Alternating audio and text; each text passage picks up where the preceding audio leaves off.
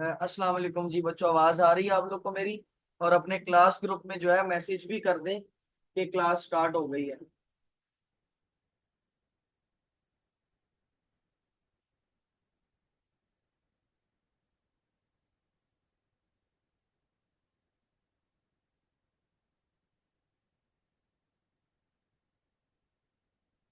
अच्छा जी, last time हम लोगों ने क्या डिस्कस किया था, कुछ याद है आपको?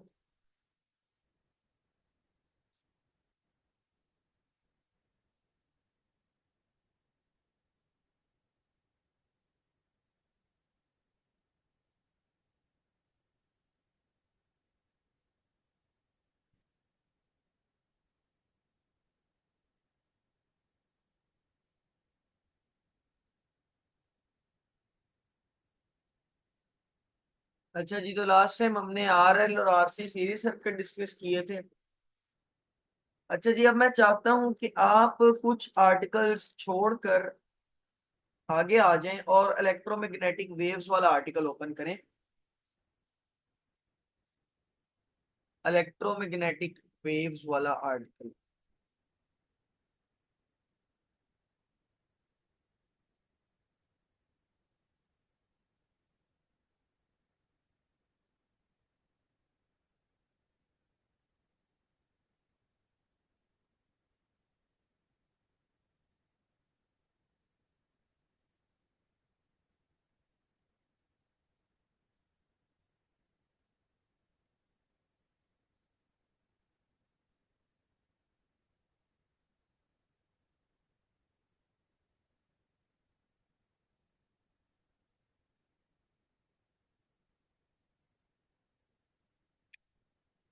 अच्छा जी, तो मैंने बोला कि थोड़े से आर्टिकल स्किप करके आप आ जाएं इलेक्ट्रोमैग्नेटिक वेव्स वाले आर्टिकल पर।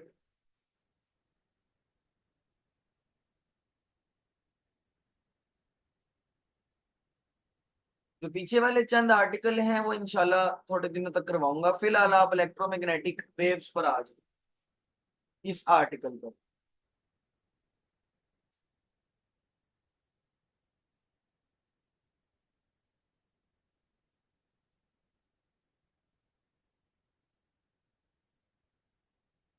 चलें जी, स्टार्ट करते हैं। आर्टिकल का नाम है इलेक्ट्रोमैग्नेटिक वेव्स। Electromagnetic waves. सबसे पहले तो हम बेसिक डेफिनेशन देखेंगे कि बेसिकली होती क्या है। तो ये वो वेव्स हैं, the waves which do not require any medium for their propagation, जिनको गुजरने के लिए किसी मीडियम की जरूरत नहीं होती। यानी ये हवा हो या ना हो गुजर जाती हैं। कोई मटेरियल मीडियम हो या ना हो, ये पास कर जाती हैं। आपको याद होगा इनका जिक्र हमने फर्स्ट ईयर के चैप्टर नंबर 8 में भी किया था, जहां पर हमने दो तरह की वेव्स पढ़ी थी, मैकेनिकल वेव्स और इलेक्ट्रोमैग्नेटिक वेव्स।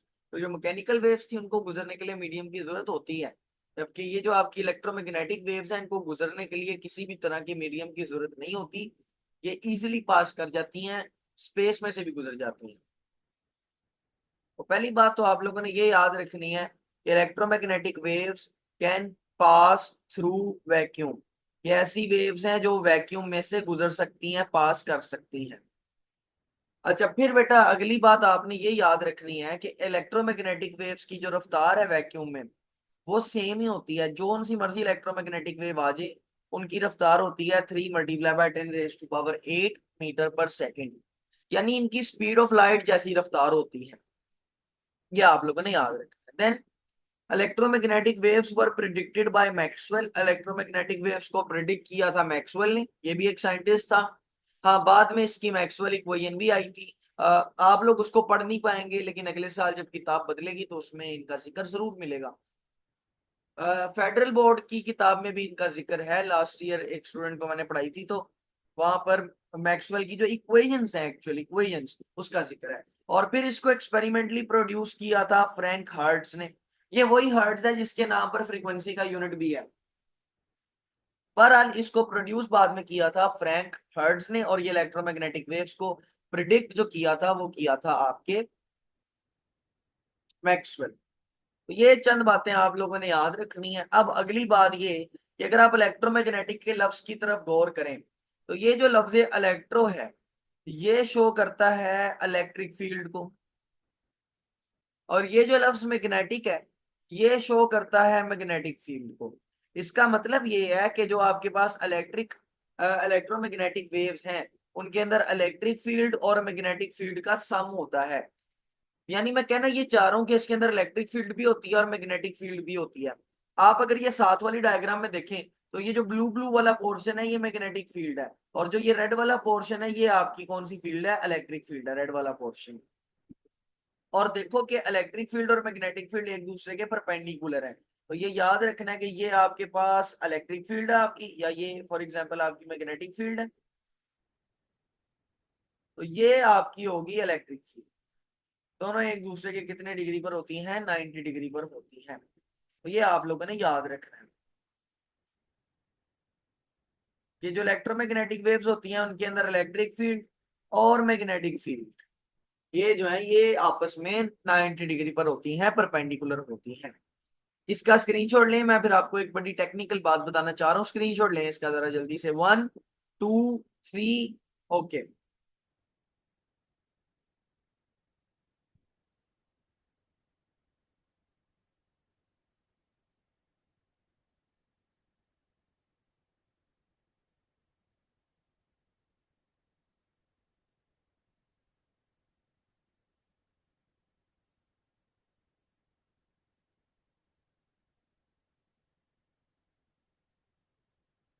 देखिए मैं यहाँ पर आपके पास कुछ एक्सिस बना रहा हूँ, ये आपका एक्स एक्सिस है या आप वाई एक्सिस समझ लें।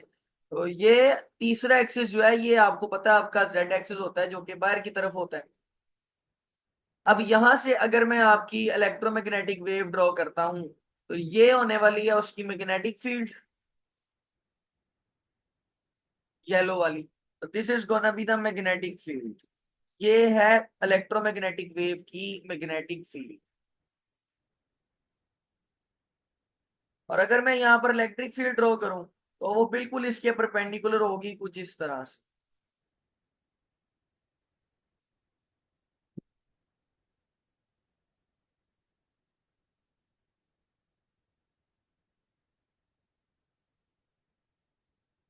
अब देखो कि आपकी ये है मैग्नेटिक फील्ड, आपकी ये जो चीज है ये वाली ये है इलेक्ट्रिक फील्ड, और आपकी जो मोशन है, डायरेक्शन ऑफ मोशन, यानी जो वेव जा रही है आपकी वो इधर को जा रही है, आगे की तरफ जा रही है। तो मैं अब जरा यहाँ पर क्या लिख रहा हूँ, ये आपकी मैग्नेटिक फील्ड है, ये आपकी इलेक्ट्रिक फील्ड है, और इस तरफ को आप मूव कर रहे हो यानी ये आपका मोशन है, डायरेक्शन ऑफ मोशन। तो आप अगर गौर करो तो तीनों एक दूसरे के 90 डिग्री हैं। तो जब बेटा तीन चीजें आपस में 90 डिग्री पर हो ना, देखो जब दो चीजें आपस में 90 डिग्री पर हो यानी इलेक्ट्रिक फील्ड और मैग्नेटिक फील्ड आपस में 90 डिग्री पर है तो हम कहते हैं कि ये परपेंडिकुलर है। जब तीन चीजें आपस में 90 डिग्री पर हो यानी आपकी इलेक्ट्रिक फील्ड, आपकी मैग्नेटिक फील्ड और फिर आपकी मूव करने की डायरेक्शन, ये तीनों 90 डिग्री पर है। तो बेटा जब तीन चीजें एक दूसरे के साथ 90 डिग्री पर हो उसको कहते हैं ऑर्थोगोनल। क्या कहते हैं, ऑर्थोगोनल। ये लफ्ज आपको किताब में मिल जाएगा, आपकी बुक में लिखा होगा ये लफ्ज। तो बहरहाल आपने याद रखना है कि ऑर्थोगोनल का कोई ज्यादा मुश्किल मतलब नहीं होता। जब तीन चीजें आपस में परपेंडिकुलर हो जाती हैं तो उसको परपेंडिकुलर नहीं कहते बल्कि ऑर्थोगोनल कहते हैं। जी ये क्लियर हुई है बात, बड़ी सिंपल सी बात थी, लेकिन बाज लोगों को नहीं पता होती बाज दफा। जी को मसला मसाइल है तो बताएं, यहाँ तक क्लियर हो गया सब कुछ।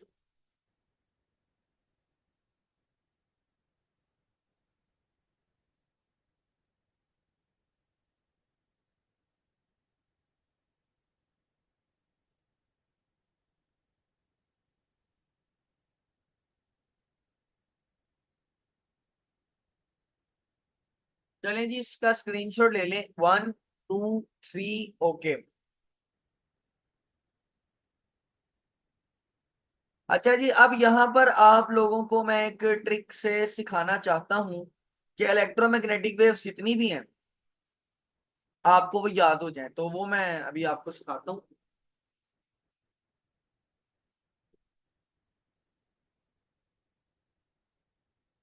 देखिए बेटा इलेक्ट्रोमैग्नेटिक वेव याद रखने की एक ही ट्रिक है, और वो है रेडियो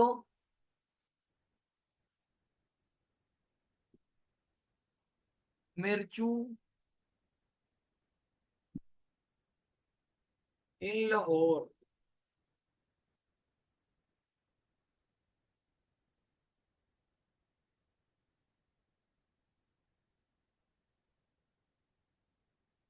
अंडर जीरोक्स गन।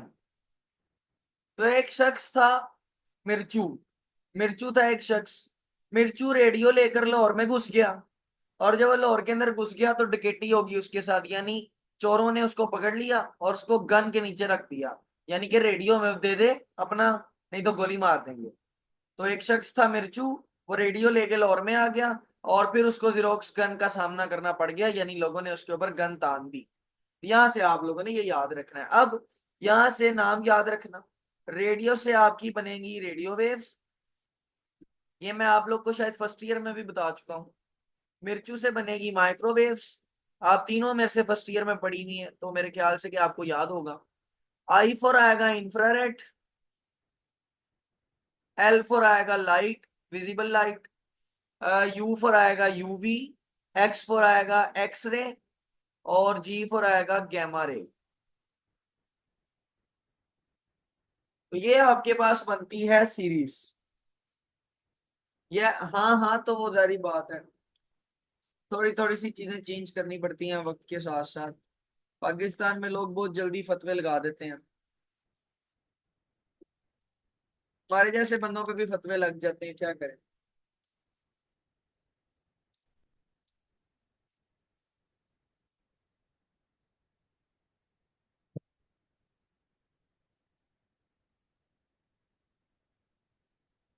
अच्छा जी, अब सीरीज याद रखना अच्छे से। वो कैसे?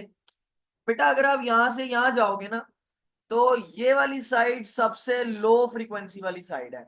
और ये वाली साइड सबसे हाई फ्रीक्वेंसी वाली साइड है। बस ये आपने जब याद कर लिया ना, ये वाला ये रेशियो याद कर लिए, ये सीरीज याद कर लिया आपने, तो आपको ये याद हो जाएगा। जबकि जो वेवलेंथ होती है वो उल्टी होती है, मतलब यहां से यहां जाओगे तो जहां यहां पर होगी हाई वेवलेंथ। हाई तो नहीं होती, आप इसको लॉन्गर बोलेंगे। तो इस जगह पर होगी जी आपके पास लॉन्गर वेवलेंथ, लॉन्गर लैम्डा। और इस जगह पर आपके पास होगी शॉर्टर वेवलेंथ, यानी कि शॉर्टर लैम्डा। देन आपने ये बात भी याद रखनी है कि यहां पर होगी हाई एनर्जी, सॉरी, यहां पर होगी लो एनर्जी। क्योंकि एनर्जी का ताल्लुक फ्रीक्वेंसी के साथ है ना, मैं बताता हूं अभी। और यहां पर होगी लो, सॉरी, यहां पर हाई एनर्जी होगी, हाई फ्रीक्वेंसी है। इधर होने वाली है हाई एनर्जी। अब आपने ये याद रखना है कि रेडियो वेव से ज्यादा फ्रीक्वेंसी माइक्रोवेव की होती है, उससे ज्यादा इंफ्रारेड की, उससे ज्यादा लाइट की, उससे ज्यादा यूवी की, उससे ज्यादा एक्सरे की, और उससे ज्यादा गैमा रे की। अब पेपर में आता है एमसीक्यू। और एमसीक्यू क्या आता है जी? चूज द करेक्ट ऑप्शन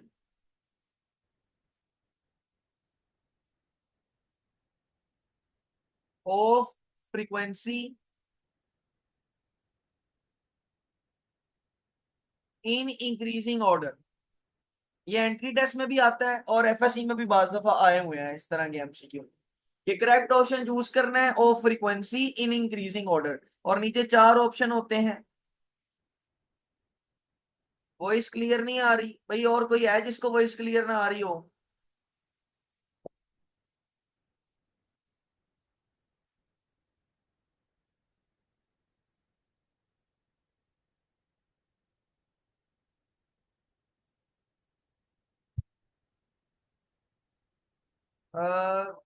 मरवा, आपको आवाज क्लियर आ रही है?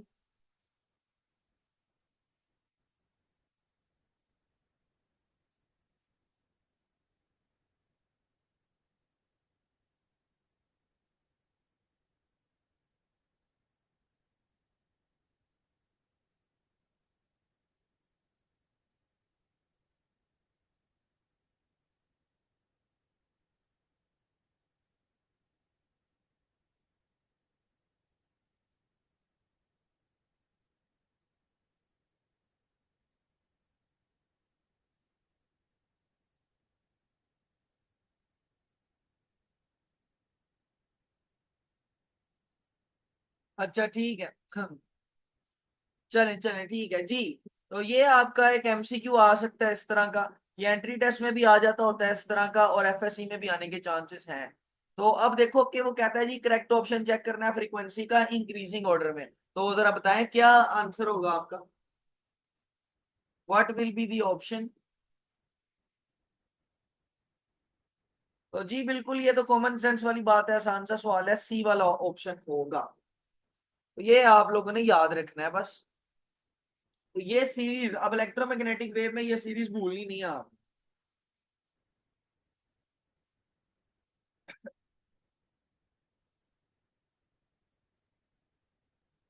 चलिए स्क्रीनशॉट ले लें इसका, 1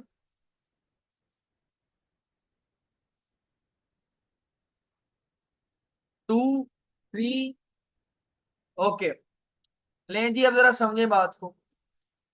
अब हम बात करेंगे explain the principle of generation transmission and reception of electromagnetic waves. यानी आर्टिकल क्या है, एक पूरा लॉन्ग क्वेश्चन है वैसे ये principle of generation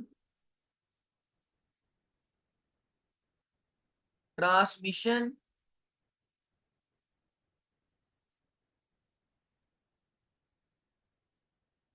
explain the principle of generation transmission and reception of electromagnetic waves. Electromagnetic waves की जनरेशन यानी उनके पैदा होने का, ट्रांसमिशन एक जगह से दूसरी जगह जाने का, सफर करने का, और रिसेप्शन यानी कि रिसीव होने का प्रिंसिपल या असूल बताना है। तो सबसे पहले हम बात करेंगे जनरेशन की। ये जो आपकी इलेक्ट्रोमैग्नेटिक वेव्स हैं ये पैदा कैसे होती हैं, जनरेट कैसे होती हैं।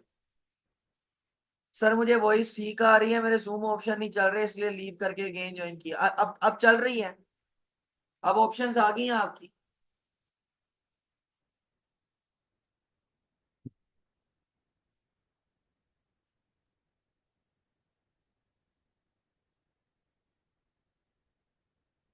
अच्छा जी, ये बात मैं बड़ी दफा एक्सप्लेन कर चुका हूं, अब मैं रिपीट कर रहा हूं, जरा समझें।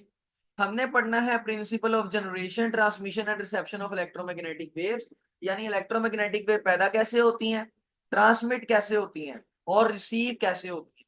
तो पहले हम बात करेंगे जनरेशन की, और ये चीज मैं बहुत दफा एक्सप्लेन कर चुका हूँ, एक दफा फिर बता देता हूँ कि यहाँ पर लफ्ज जनरेशन का मतलब है कि पैदा कैसे होंगी इलेक्ट्रोमैग्नेटिक वेव्स। तो अगर आपके पास कोई चार्ज एट रेस्ट है तो याद रखिएगा कि it will only have electric field. अगर कोई चार्ज सिर्फ रेस्ट पर पड़ा है, हरकत नहीं कर रहा, तो उस चार्ज के पास सिर्फ और सिर्फ कौन सी फील्ड होगी, इलेक्ट्रिक फील्ड। अब अगर आपका चार्ज मूव करने लग जाए, लेकिन यहाँ कंडीशन लगा देते हैं, जो चार्ज है वो मूव तो कर रहा है, लेकिन charge is moving with uniform velocity. Charge move करने लग जाए लेकिन यूनिफॉर्म वेलोसिटी के साथ, यानी चार्ज की जो रफ्तार है वो बदल नहीं रही, चार्ज की जो रफ्तार है वो चेंज नहीं हो रही, यूनिफॉर्म वेलोसिटी है, यूनिफॉर्म रफ्तार है। तो अब क्या होगा, तो बेटा अब आपने याद रखना है कि इस केस में जो चार्ज है उसके अराउंड एक तो इलेक्ट्रिक फील्ड पैदा होगी, दूसरा इलेक्ट्रिक फील्ड के साथ साथ उसके अराउंड पैदा होने वाली है मैग्नेटिक फील्ड। तो ये आप लोगों ने याद रखना है। जनरेशन का मतलब ये है कि यहाँ पर जो चार्ज है अगर वो रेस्ट पर है तो इलेक्ट्रिक फील्ड होगी सिर्फ उसके अराउंड, अगर वो यूनिफॉर्म वेलोसिटी से मूव कर रहा है तो इलेक्ट्रिक फील्ड के साथ मैग्नेटिक फील्ड भी होगी। लेकिन मेरा इससे क्या ताल्लुक है, मैंने तो इलेक्ट्रोमैग्नेटिक वेव पैदा करनी है ना।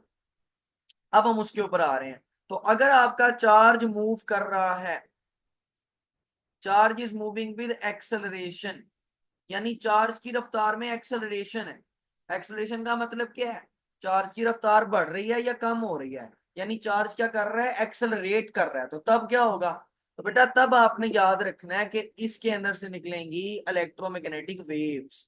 तो ये है वो प्रिंसिपल जिस प्रिंसिपल के असूल पर इलेक्ट्रोमैग्नेटिक वेव्स पैदा होती हैं।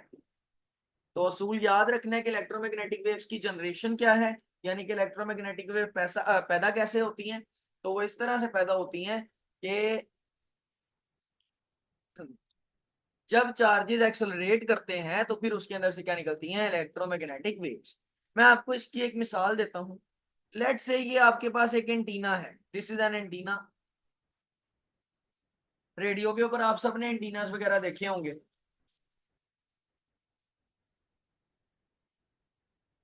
इस एंटीना के साथ मैं जोड़ देता हूँ अल्टरनेटिंग करंट का सोर्स। ये मैंने इस एंटीना के साथ जोड़ दिया अल्टरनेटिंग करंट का सोर्स। अब देखें कि अल्टरनेटिंग करंट का मतलब क्या होता है कि फॉर एग्जांपल यहां पर एक ही इलेक्ट्रॉन मैं इमेजिन करता हूं। तो अल्टरनेटिंग करंट का मतलब होता है ये इलेक्ट्रॉन पहले ऊपर जाएगा, फिर ये इलेक्ट्रॉन नीचे आएगा। यानी ये इलेक्ट्रॉन अपनी ही जगह पर रहकर क्या करेगा, वाइब्रेट करेगा। अब देखो कि जब ये इलेक्ट्रॉन ऊपर नीचे जाएगा, इसकी डायरेक्शन बार बार बदलेगी। तो जब इसकी डायरेक्शन बार बार बदलेगी तो ये एक्चुअली में क्या करेगा, ये करेगा एक्सेलरेट। वैसे देखा जाए तो ये इलेक्ट्रॉन वाइब्रेट कर रहा है यहाँ पर। अल्टरनेटिंग करंट में यही होता है कि चार्जेस जो है वो आगे पीछे जाते रहते हैं, यानी वाइब्रेट करते रहते हैं ऊपर नीचे आगे पीछे। तो ये इलेक्ट्रॉन वैसे तो वाइब्रेट कर रहा है, लेकिन हम देखें तो इसकी डायरेक्शन बार बार चेंज होने की वजह से ये क्या कर रहा है, एक्सेलरेट कर रहा है। उसका नतीजा क्या होगा, उसका नतीजा ये होगा कि जब ये चार्ज वाइब्रेट करेगा और एक्सेलरेशन पैदा होगी, तो इस एंटीना के अंदर से निकलेंगी इलेक्ट्रोमैग्नेटिक वेव्स। यही वो प्रोसेस है जिसके ऊपर आपके जितने भी मोबाइल फोन के एंटीना हैं, जितने भी मोबाइल फोन टावर के एंटीना है, यानी जहां से आपकी सिम के सिग्नल आते हैं, वो इसी तरह से काम करते हैं। फिर जो रेडियोस आते थे पुराने जमाने में, उसके ऊपर से एंटीना निकलता था, वो इसी तरह से काम करता है। Remote control cars, RC cars, वो भी इसी असूल पर काम करती हैं। इस तरह से इलेक्ट्रोमैग्नेटिक वेव्स वहां पर पैदा हो। जी बच्चों, अगर आपको ये बात समझ में अच्छे से आ गई है, पल्ले पड़ गई है, तभी ओके करना, नहीं तो ना करना। जी।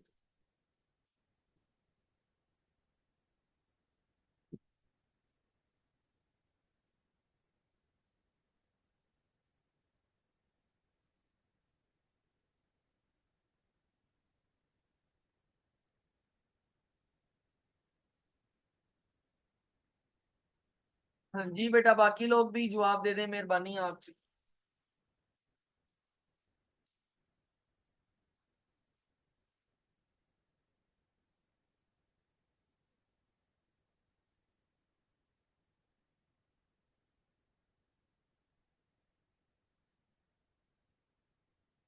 चलें जी, स्क्रीनशॉट लें इसका, फिर मैं आगे लेकर चलता हूँ। 1 2 3। ओके।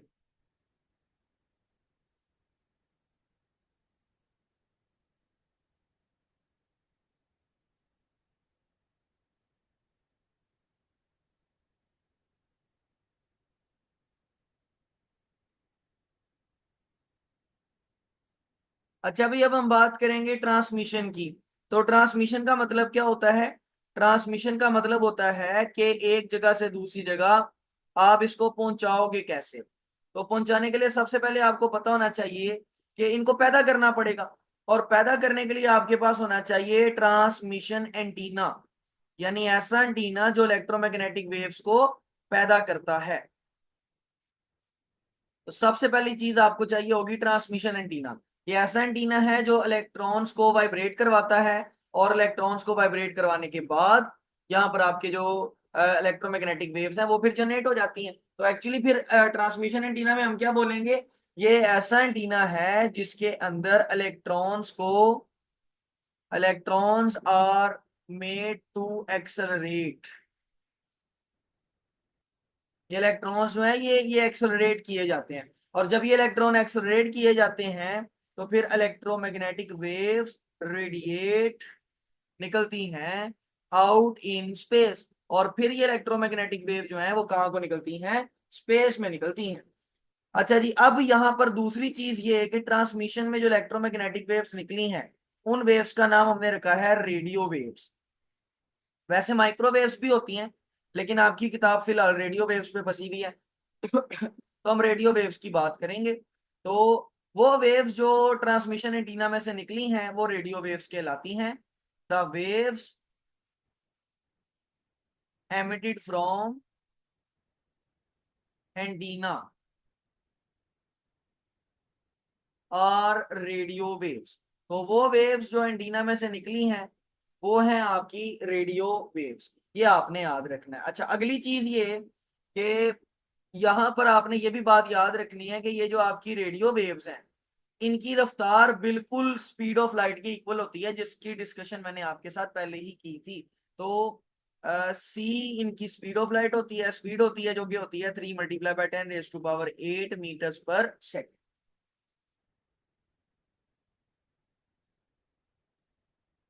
अच्छा, अब मैं यहाँ पर आपके सामने ट्रांसमिशन एंटीना बनाऊंगा, फिर उसके अंदर से एक बारीक सा नुक्ता मैं आपको बताना चाहता हूँ, वो भी बताऊंगा।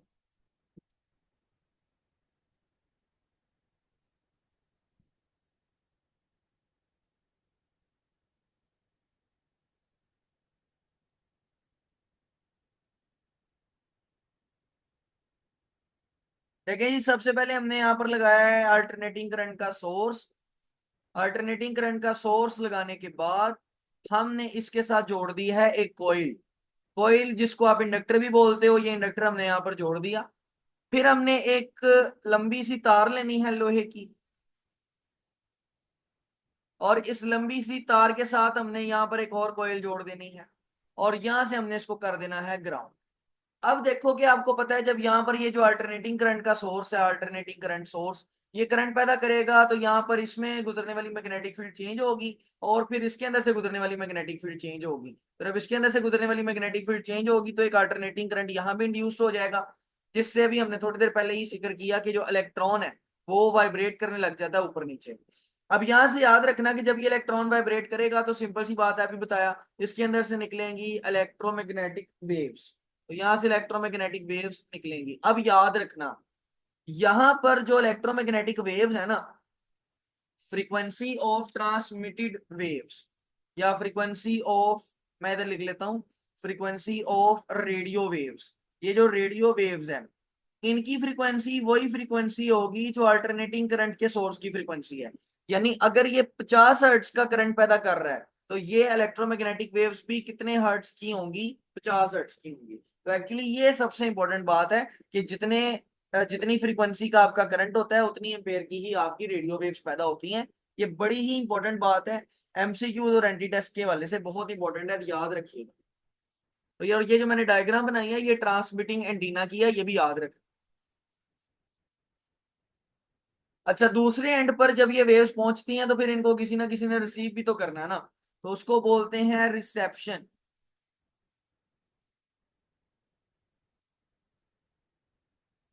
अब ये रिसेप्शन कैसे होती है, तो ये भी प्रोसेस आपने बड़े ध्यान से समझना है।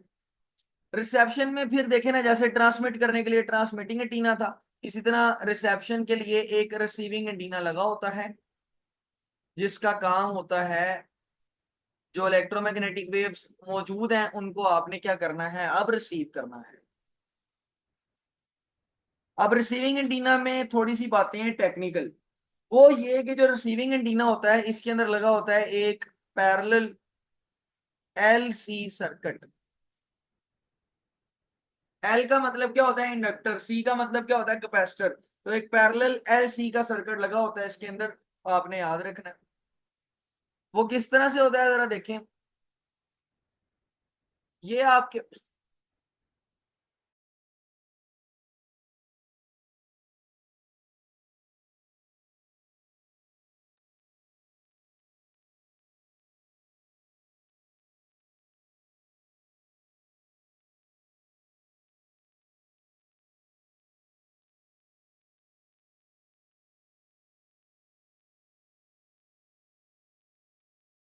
अच्छा जी, बहरहाल अब मैं आपको बता रहा था कि रिसेप्शन किस तरह से होती है। यानी सिग्नल ट्रांसमिट करना तो हमने सीख लिया, अब सिग्नल को रिसीव कैसे करेंगे। तो एक्चुअली मैंने ये बताया था कि सिग्नल को रिसीव करने के लिए फिर आप एक रिसीविंग एंटीना लगाते हैं, और इस एंटीना का काम होता है जो सिग्नल है उसको रिसीव करना। तो यहाँ पर सवाल ये पैदा होता है कि ये रिसीविंग एंटीना फिर सिग्नल को रिसीव कैसे करता है। वो ऐसे कि इस रिसीविंग एंटीना के अंदर हमने एक एल सी पैरेलल सर्किट लगाया होता है एक वायर के साथ। अब जरा देखिएगा कि वो दिखता कैसा है। वो ऐसे कि यहाँ पर आपने लगाया होता है एक अदद कैपेसिटर, और कैपेसिटर के साथ फिर आप लोगों ने यहाँ पर लगाया होता है एक अदद इंडक्टर, और इस जगह पर आपने लगाया होता है अपना एंटीना। और ये जो कैपेसिटर है ये वेरिएबल कैपेसिटर होता है, इसलिए इसके ऊपर यहाँ पर इस तरह से एरो भी लगता है, क्योंकि ये एक वेरिएबल कैपेसिटर है। तो ये आपके पास होता है एक एल सी पैरेलल सर्किट, जो कि यहाँ पर जो है वो रिसीव करता है। अब देखो कि ये ट्रांसमिशन से बिल्कुल उल्टा प्रोसेस है। वो कैसे? वो ऐसे कि इसने रिसीव करनी है इलेक्ट्रोमैग्नेटिक वेव्स। तो देखो कि जब यहाँ पर इलेक्ट्रोमैग्नेटिक वेव आती हैं इस एंटीना में, तो होता ये है कि ये इलेक्ट्रोमैग्नेटिक वेव के अंदर चूंकि इलेक्ट्रिक फील्ड भी होती है और मैग्नेटिक फील्ड भी होती है, तो इसके अंदर मौजूद, एंटीना के अंदर मौजूद जो पहले से इलेक्ट्रॉन्स हैं, ये इलेक्ट्रोमैग्नेटिक वेव उनको वाइब्रेट करवाती है ऊपर और नीचे। ठीक है, तो क्योंकि ये इलेक्ट्रोमैग्नेटिक वेव्स के अंदर मैग्नेटिक फील्ड होती है पहले से ही, तो ये उसके अंदर मौजूद इलेक्ट्रॉन्स को इलेक्ट्रोमैग्नेटिक वेव्स जो है वो फिर क्या करवाने लग जाती हैं, वाइब्रेट करवाने लग जाती हैं। और ये इलेक्ट्रॉन्स जो है ये फिर वाइब्रेट करते हैं, और यहाँ पर चूंकि जब ये वाइब्रेट करेंगे तो इस जगह पर एक अल्टरनेटिंग करंट पैदा होगा। उस अल्टरनेटिंग करंट को फिर डी कोड करके आप कन्वर्ट कर लेते हैं जो चीज आपको सेंड की गई है, यानी साउंड सेंड किया गया है और अगर आपको पिक्चर सेंड की गई है, तो आप उस अल्टरनेटिंग करंट को डी कोड करके मामला अपना जो है वो सेटल कर लेते हैं। इस तरीके से जो सिग्नल है वो आपका रिसीव होता है, सिग्नल की रिसेप्शन होती है। स्क्रीनशॉट इसका ले लें, 1 2 3। ओके, को मसला मसाइल अगर है आपको इस आर्टिकल में तो बताएं। हमने प्रॉपर तरीके से ये सीखा कि किस तरह किसी भी वेव में किसी भी सॉरी इलेक्ट्रोमैग्नेटिक वेव को पैदा कैसे करते हैं। फिर हमने ये सीखा कि उस इलेक्ट्रोमैग्नेटिक वेव के अंदर उसको ट्रांसमिट कैसे करते हैं, और फिर हमने ये देखा कि उसको रिसीव कैसे करते हैं। वो मसला मसाइल अगर आपको है तो मेरे से पूछ ले, मैं आपको बता दूं।